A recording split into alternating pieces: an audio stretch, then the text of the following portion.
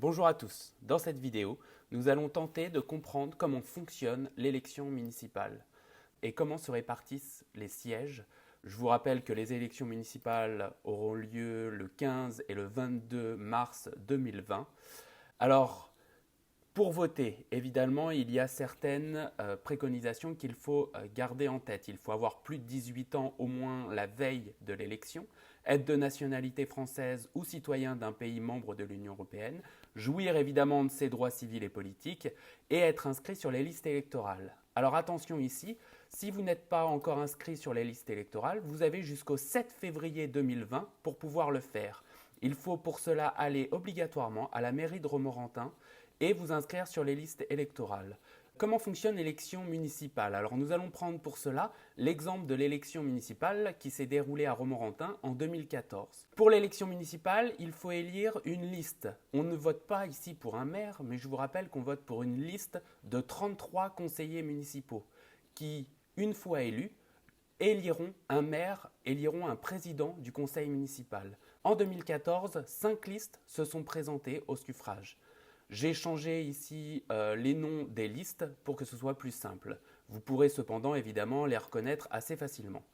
La première liste que l'on illustrera toujours en marron est Notre Ville, la deuxième en orange avec Romo, un élu pour Romo en bleu ciel, Romo bleu en bleu marine et enfin Romo solidaire en vert. À l'issue du premier tour et pour la première fois depuis assez longtemps dans notre commune, aucune liste n'a obtenu plus de 50%. La première liste, Notre Ville, a fait 40,6%, avec Romo 23,1%, un élu pour Romo 9,9%, Romo bleu 17,0% et enfin Romo solidaire 9,4%.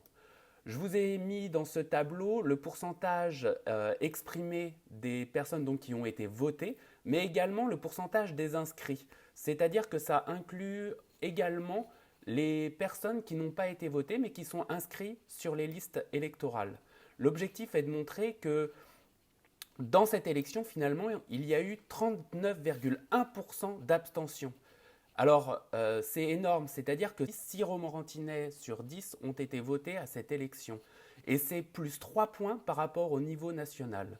Donc l'abstention a été très forte dans notre commune. Comme aucune liste n'a fait plus de 50% de la majorité au premier tour, il va y avoir donc un second tour. Et seulement les listes avec 10% des suffrages exprimés sont qualifiées au second tour. Ici, on peut noter donc Notre Ville avec Romo et Romo bleu.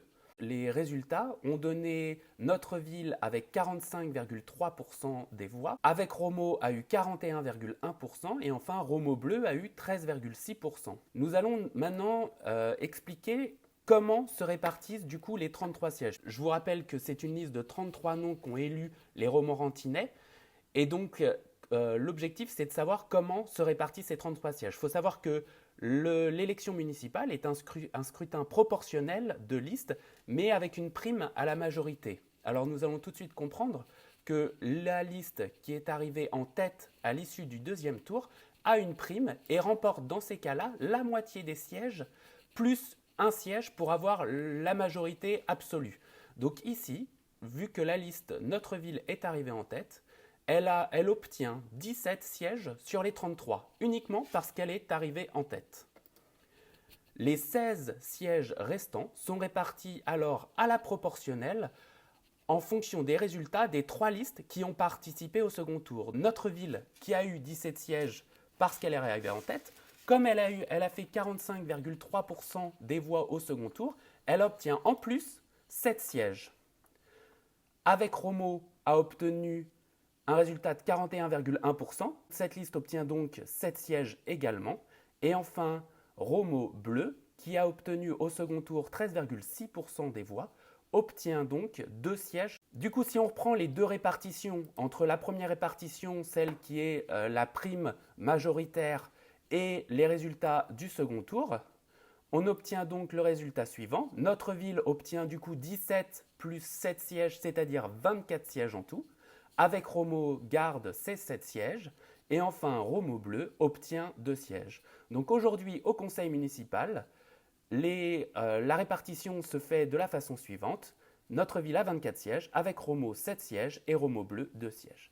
Voilà, j'espère que ça vous a plu. L'objectif était simplement d'expliquer le fonctionnement de l'élection municipale pour que tout le monde puisse comprendre et que le vote se fasse avec le plus de lisibilité et le plus facilement possible. Merci à tous, à bientôt, au revoir.